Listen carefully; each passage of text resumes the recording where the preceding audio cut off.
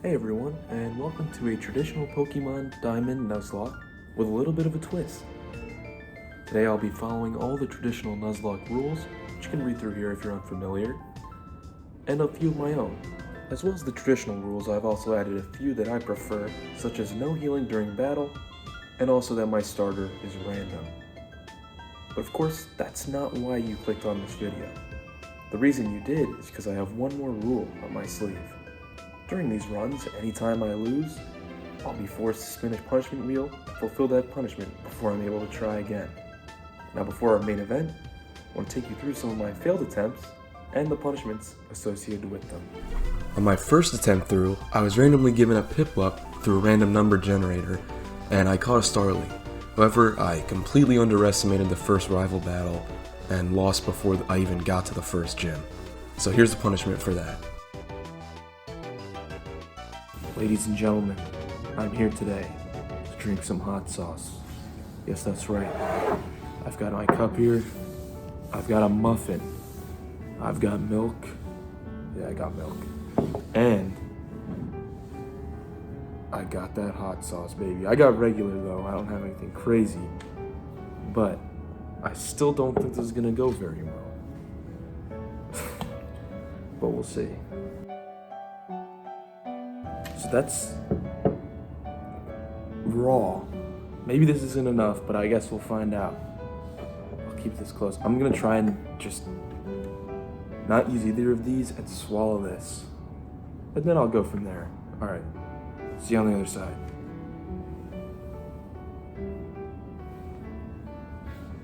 Oh.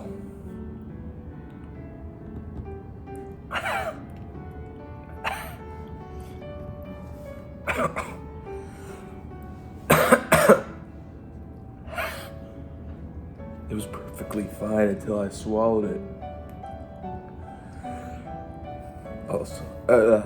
I had like I felt like water that was, felt like Minecraft lava.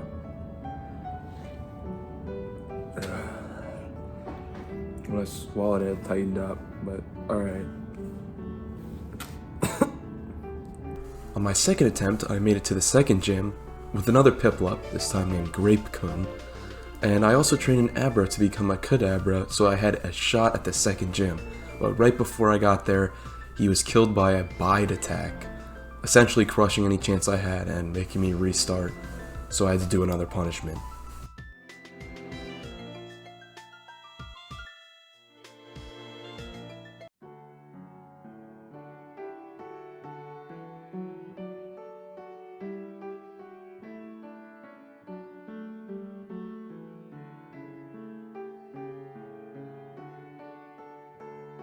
On my next run, I finally made it past the second gym, but my run was critically wounded by loading the wrong save slot, which made me a little unhappy. You tripping, bro. You tripping. And also made me leave this challenge for a short time, but here's the punishment for that.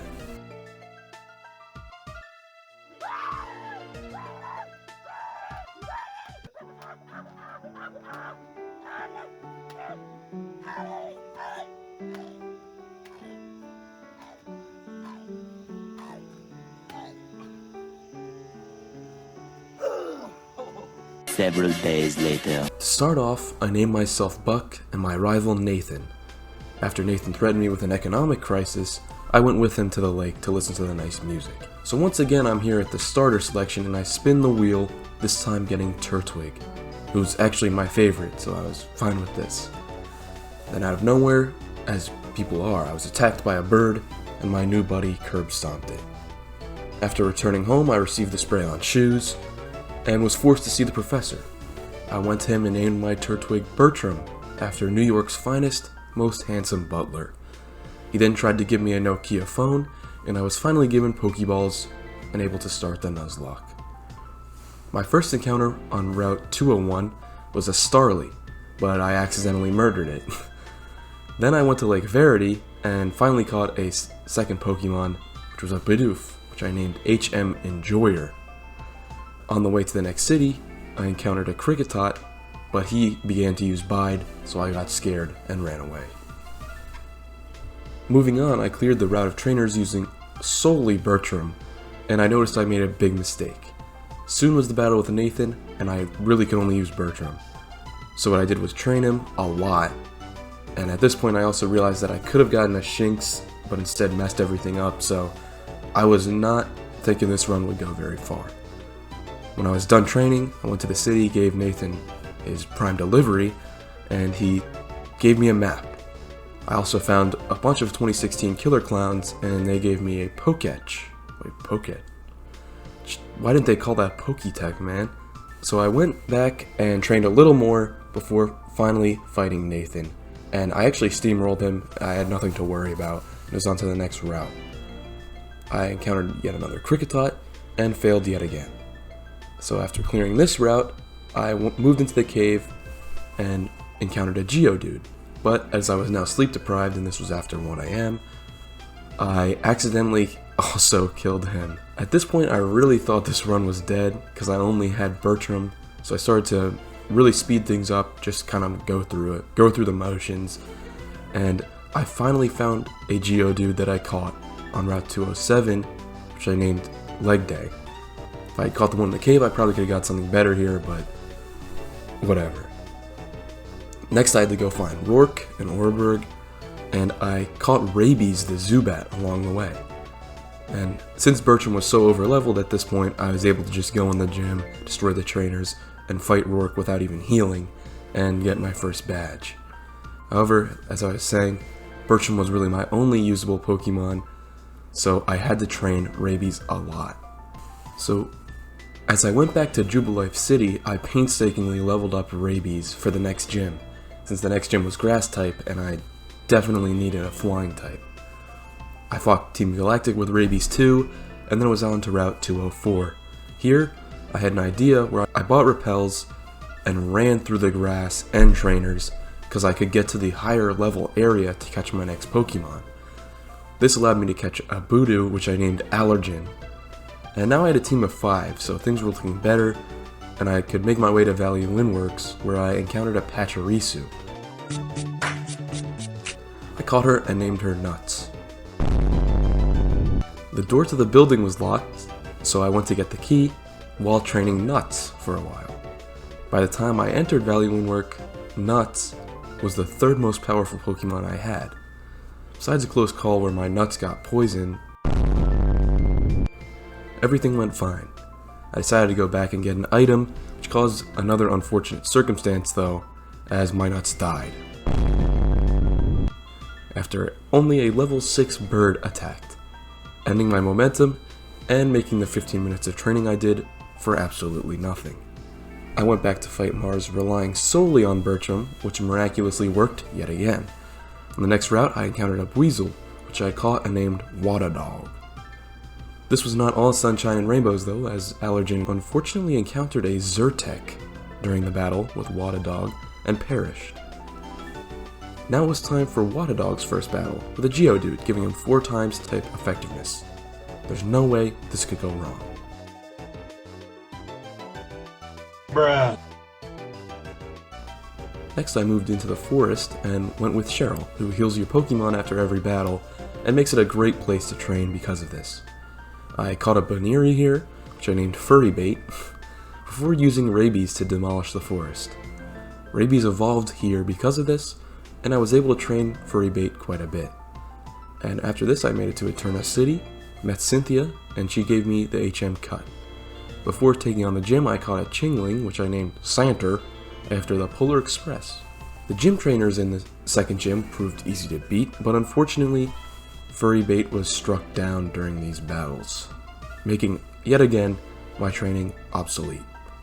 However, this didn't matter, as Rabies swept Gardenia without even getting hit, and I earned my second badge. Before moving on, I went to the old chateau to catch a Ghost type, where I again failed miserably, before just going to fight Team Galactic. By using Bertram and Rabies in the double battles, I was able to defeat Galactic easily, and earn a free bike after defeating Jupiter. On the bike path, I encountered a Kricketune, which I again accidentally killed, making everything very annoying to me. I could have potentially gotten a Ponyta on this route too, which would have helped me out, so things were not going well. My next opportunity was a Machop in Mount Coronet, and this time, although I was ready to not kill him, I unfortunately had no Pokeballs.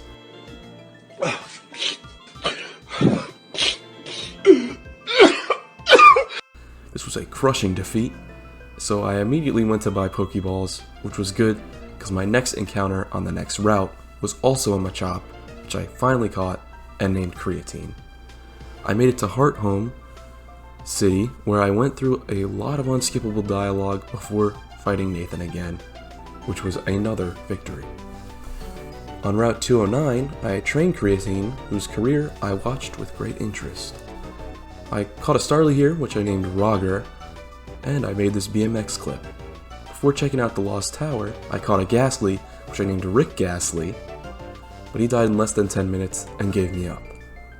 I made it to the top of the tower though, and got the HM strength before going to the ruins, which through my superior memory, I was able to get to the bottom of. Also, I caught an unknown here named Fake D, as we all know Darmanitans are the real Ds. Long story. On the next route, I failed to catch a Kricketune once again, which is insane that I messed this up so many times. This also nearly killed Creatine, which would have been very, very bad. I fought some milk enthusiasts here, who I also thought had a shiny Sudowoodo, but I was blinded because of my lack of calcium. Creatine evolved since he ran a trend cycle, and I finally caught the Kricketune which had caused me so much trouble, which I named Jiminy. After reaching the third gym, Rabies became a Crobat, so I was ready to take on Maylene. I used Rabies to defeat her first two Pokemon, which are Meditite and Machoke, as they were weak to flying, before switching to Creatine, who could one-shot revenge her Lucario after he got hit. This all worked. After this, I went to see Dawn, whose Pokédex was stolen by Team Galactic, who together we defeated, giving me the ability to fly. I traveled along Route 214 to go to Pastoria, finally encountering a Ponyta, which I again accidentally killed. Once I got to the area labeled Valor Lakefront, I caught a Graveler with Explode I named Boldor. Bertram finally became his largest self, and I caught a Remoraid, which I named Sucker. After getting to Pastoria, I ran through it and kept training on Route 212, where I intentionally caught a Magikarp, which I named Treefitty. I began training Treefitty immediately, as I wanted to turn it into a Gyarados as soon as possible. In the meantime, I went to the Great Marsh, where I encountered an Azurill, but it ran away. The fourth gym was not very much of a problem for me, as I used Rabies on the Gyarados, Creatine on the Floatzel, and Bertram on the Quagsire, even allowing me to level up the Treefitty a little bit. After, I defeated Nathan again, which finally got Treefitty to look like the true Loch Ness Monster. Cynthia helped clear the Psyduck after giving me medicine, which let me accidentally kill a Ponyta again. Moving on, I got through the super annoying Fog route and helped Cynthia's grandma. I could then go back and beat the Heart Home Gym, as many of my Pokemon already knew dark moves. I also did the math wrong on purpose. What's 9 plus 10?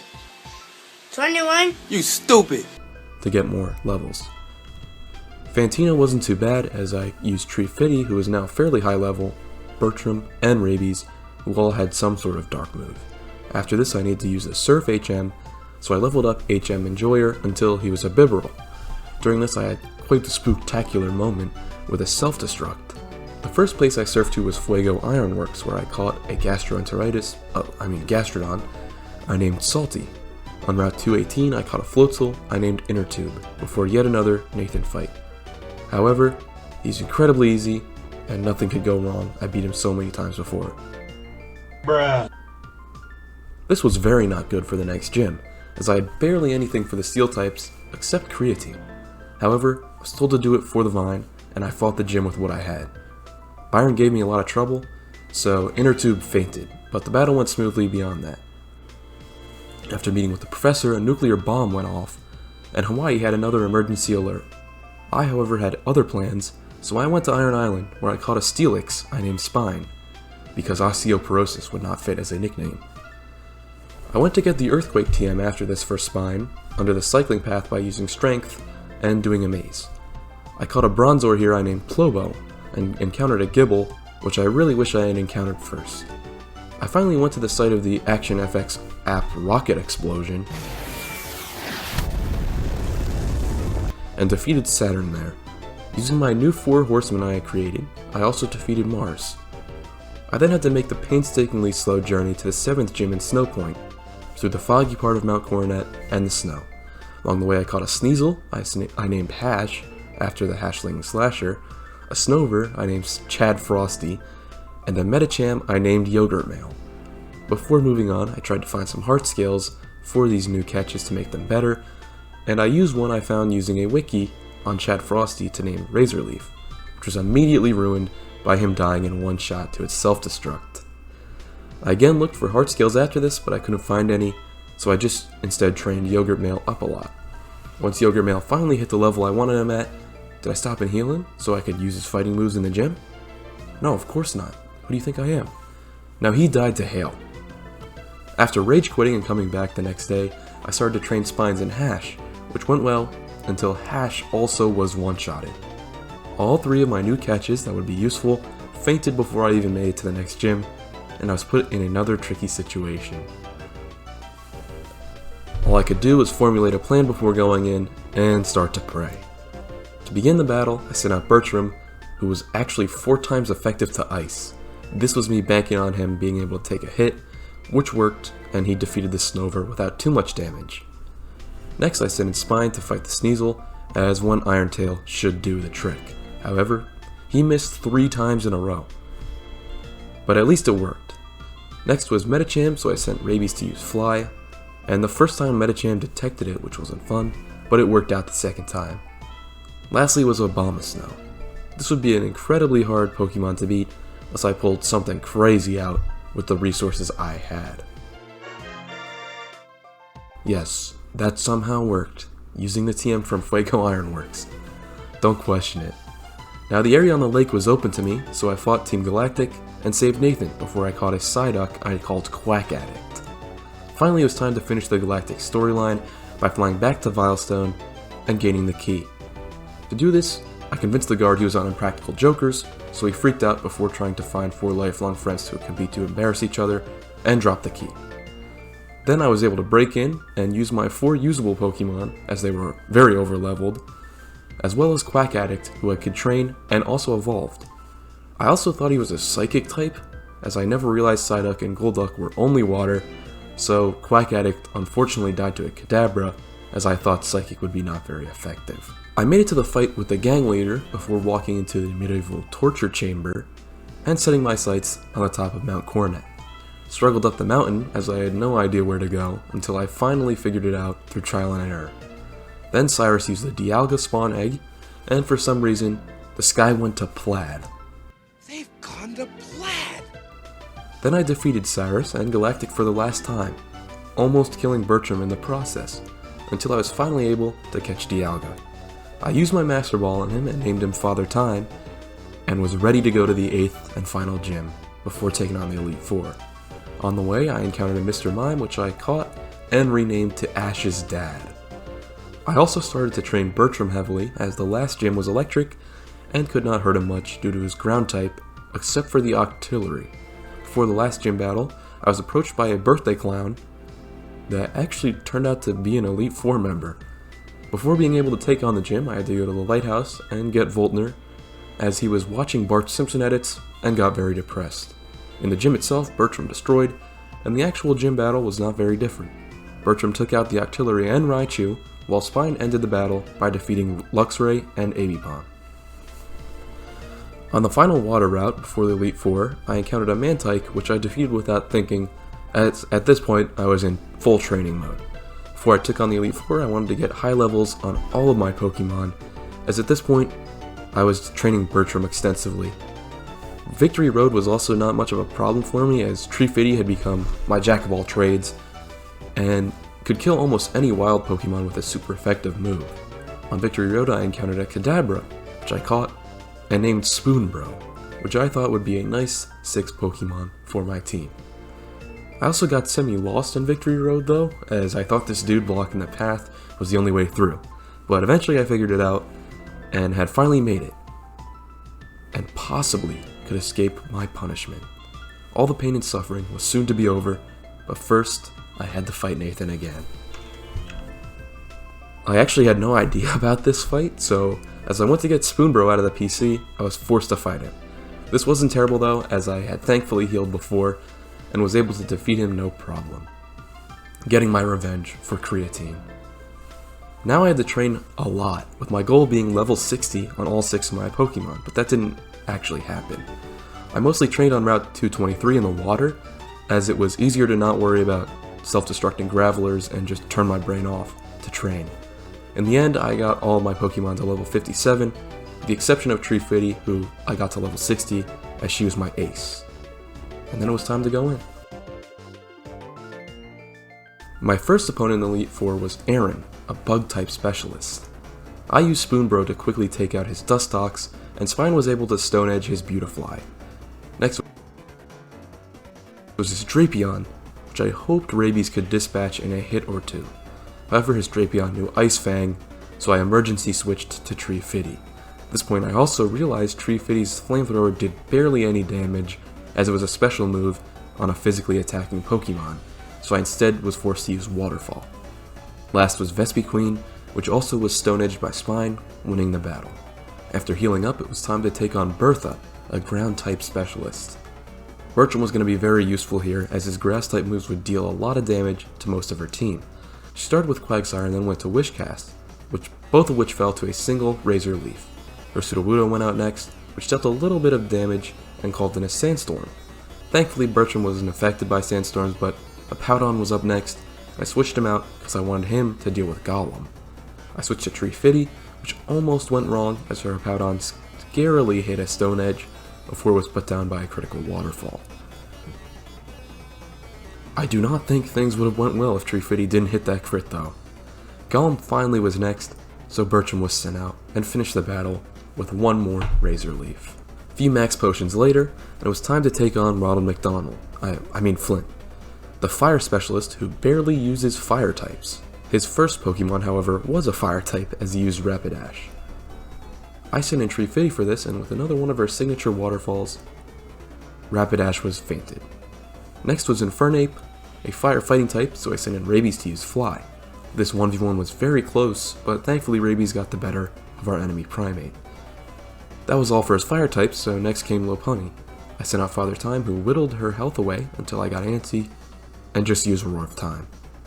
After this was his Steelix, and instead of Spider-Man pointing meme with Spine, I sent out Bertram. However, this was a severe mistake. His Steelix knew Fire Fang, and after Bertram was burned, his attack seriously went down. Bertram, my starter, my #1 butler, unfortunately fainted to the Steelix with a burn. After this, I sent in Treefitty, who I really should have just used from the beginning, but the show had to go on. Last was Drifblim, which meant Spine just needed to hit a Stone Edge. Fortunately, barely did any damage since he was also burned, so even after a critical, Drifblim was still standing. After a last-minute crunch, I pulled Spine out because I was scared he would also go down in the fight. For this, I used Father Time to simply end it with an Ancient Power. Despite my sadness at losing my longest-lasting Pokemon, I moved on to Lucian. Lucian started out with his Mr. Mime, so I used Spine to get rid of him, accidentally using Iron Tail before Crunch. Next was Medicham, where I attempted to stop with a single Fly. This barely didn't work, so I had to backpedal and use Wing Attacks to finish it.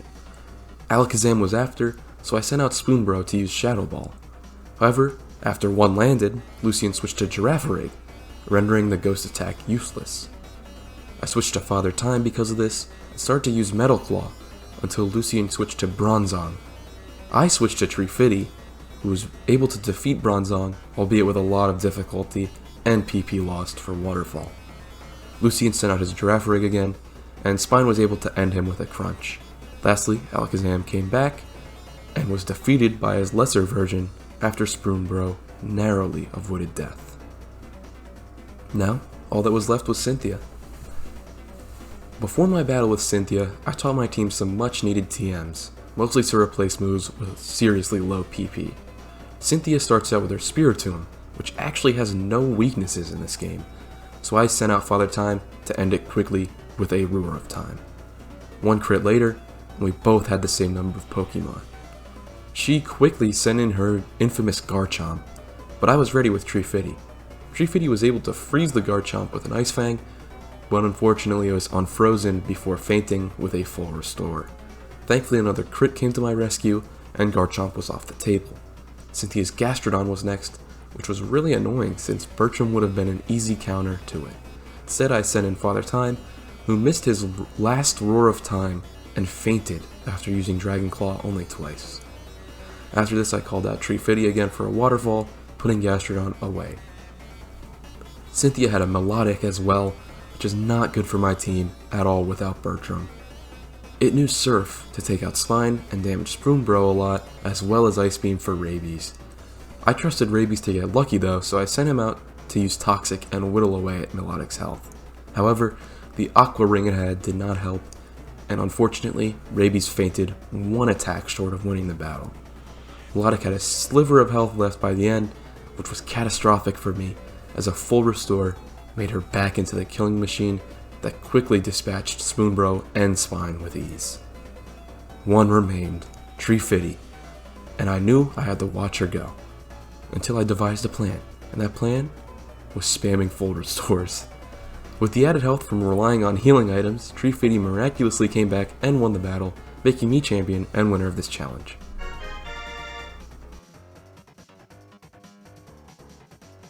Except that isn't exactly true. Although I had won the battle in the eyes of the game, I had broken my own rules. All throughout this journey, I wasn't allowed to heal in battle, and me doing it then broke that rule completely. So this was also a catastrophic failure. And despite how close I got, I still needed to do the punishment.